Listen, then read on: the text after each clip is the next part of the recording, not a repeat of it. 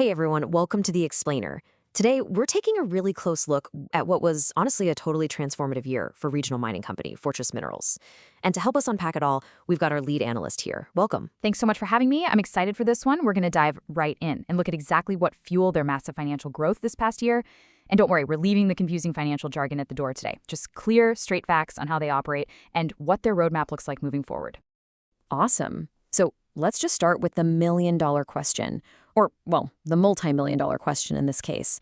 How exactly does an established mining company boost its profits by over 60% in just a single year? We really want to pop the hood on this company's financial engine to see what's actually driving that level of success, right? And what it might signal to anyone keeping an eye on the materials sector. Right, and I'll just jump straight to the headline number because it really sets the stage here. For financial year 2026, Fortress Minerals saw their net profit jump by an incredible 64.7% compared to the previous year. That brings their total net profit to $9.8 million. I mean, in the heavy industrial sector, seeing that kind of year-over-year acceleration is super rare. It shows some serious operational momentum. Yeah, 64.7% is absolutely staggering for an industrial business. Just to ground us a bit before we get too deep into the numbers, what exactly do they do? We're talking mostly about their foundation in iron ore, right? Exactly. At their absolute core, they physically extract and process high-grade iron ore. Think of them as the foundational suppliers for the raw materials that go into building regional roads, bridges, and all that modern infrastructure. Knowing that they supply these materials straight to local and regional steel mills is really the key to understanding how they pulled off this recent growth. Okay, got it. And looking at this comparison between the previous year and financial year 2026, wow, this isn't just a minor bump. This is a record-breaking year across the board. It literally is. When you look at the top line, their total revenue hit $64.2 million. And it's that massive surge in revenue that pulled those record profits upward. When a company manages to grow its top-line revenue that aggressively, it gives them incredible leverage to boost overall profitability, as long as they keep the actual operations running smoothly, of course. So, from an observer's perspective, what drove that revenue all the way up to $64.2 million? Did the global price of iron just happen to spike, or did they actually hustle and expand their market share? It was honestly driven by sheer volume. They were just moving more earth. That 14.3% revenue increase was a direct result of hitting record highs in what they actually sold and delivered. We are talking about a sales volume of over 724,000 dry metric tons of iron ore. That takes incredible logistical precision. They simply sold way more physical product, riding a wave of really strong demand locally in Malaysia, plus their dedicated export markets. Now, having a blockbuster year of sales is fantastic, but commodity markets are famously up and down.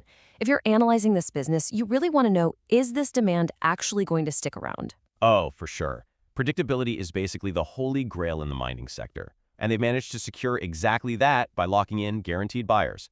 They just signed a brand new 12-month agreement with a domestic steel mill to buy their iron ore, and that's sitting on top of two 24-month agreements they already had going. So they have these locked-in customers providing a really steady, predictable cash flow. It massively de-risks their whole revenue model for the next few years. Okay, let me play devil's advocate for a second.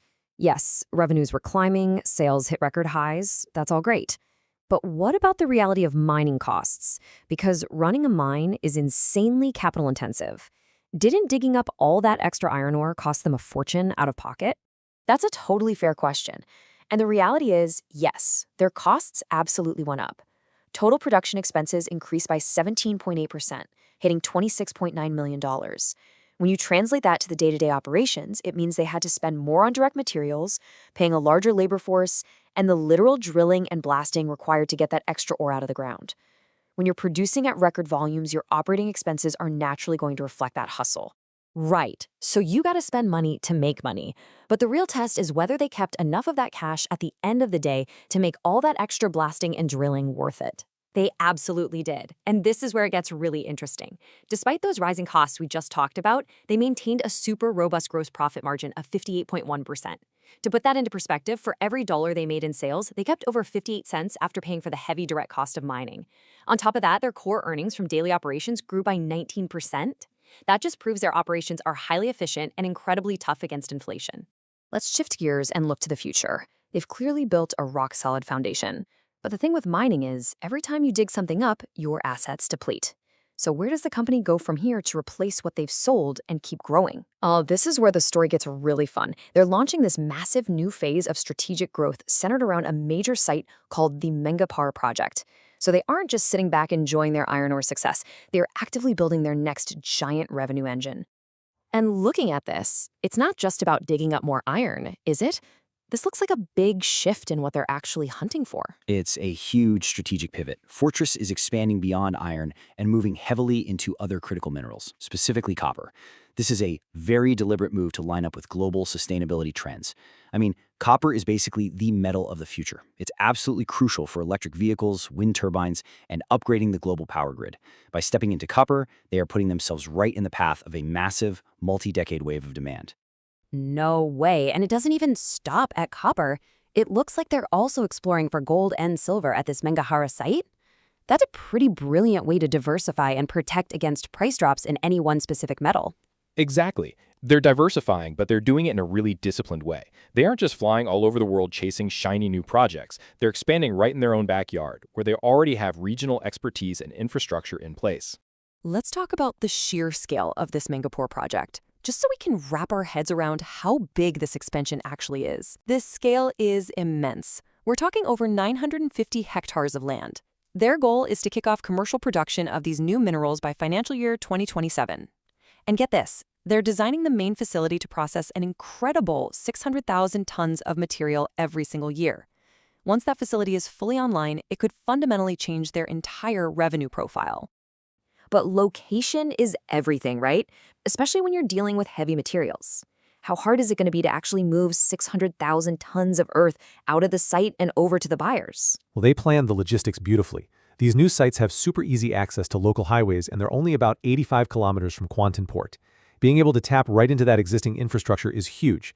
It ensures seamless transportation, cuts down delivery times, and makes the whole export process cost-efficient from day one. They don't have to spend millions building hundreds of kilometers of new roads just to start selling. Shifting the focus just a bit, mining naturally eats up a ton of energy. As they expand this huge footprint, how are they handling their long-term energy costs? Because that's a massive variable for heavy industry. It's definitely top of mind for their leadership. They know that to be a successful, profitable mining company today, you have to build operational resilience. And that means taking control of where your power comes from, while also shrinking your carbon footprint. And they're already doing it. They've recently commissioned a brand new on-site solar panel installation right next to their operations at the Bukit Besi mine. So they're directly supporting their own daily power needs. See, that is a really smart use of capital. Yes, it lowers their carbon intensity, which is awesome for sustainability. But from a pure business standpoint, it fundamentally improves their long-term energy costs. They're literally generating their own clean power to dig up resources, which completely shields them from those unpredictable spikes in local electricity prices. All right, so the internal engine is clearly humming, but we have to ask the tough question to get the full objective picture. What are the outside economic risks that could throw a wrench in this growth? Nobody operates in a vacuum, and global markets are pretty complex right now. Absolutely. We have to look at the whole board. On the plus side, the tailwinds, regional demand for steelmaking materials is holding really steady. Plus, the Asian Development Bank is projecting Malaysia's domestic economy to grow by about 4.6%. So they've got a really stable home market. But what about the headwinds? Where's the actual danger for them? The biggest risks are mostly external and geopolitical. The company specifically pointed out that global shipping disruptions and those ongoing conflicts in West Asia are key downside risks.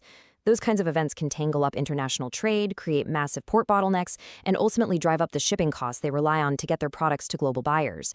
It's definitely a macro factor they have to keep a close eye on. Let's bring it all back to the bottom line for the viewers. After hitting record profits, launching these huge expansions, and dealing with global risks, what does this actually mean for the people who own a piece of the company? Well, it all comes down to their approach to disciplined capital management. They aren't just hoarding all this cash in a corporate bank account. They want to reward their shareholders while making sure the core business has the funding it needs to keep growing. And they're proving that by returning cash directly. The board proposed a final dividend of 0.472 Singapore cents per share. That's a 20% dividend payout ratio, meaning a fifth of their net profits is going right back into shareholders' pockets as a direct return on their investment. Which is brilliant, because it leaves 80% of those record profits inside the business. They're using that capital to heavily fund that massive Mengapur expansion into copper and gold that we just discussed. It's a really smart balancing act, rewarding your current investors today while aggressively building the infrastructure you need for tomorrow. Well, that paints an incredibly clear picture of Fortress Minerals' financial year 2026. A record year of profits driven by huge volume, a super strategic push into critical minerals like copper, and a rock-solid plan to manage future risks and energy costs. Thank you so much for joining me and breaking this all down. It was my absolute pleasure. Thanks for having me on to walk through it. And a huge thank you to all of you for tuning in and learning with us today. Before we wrap up, please note, this content is intended to serve strictly and only as an informational, independent, objective summary of recent events and should in no way be interpreted, construed, or relied upon by any party as inside information or financial advice. Leave us your thoughts, and we will see you on the next explainer.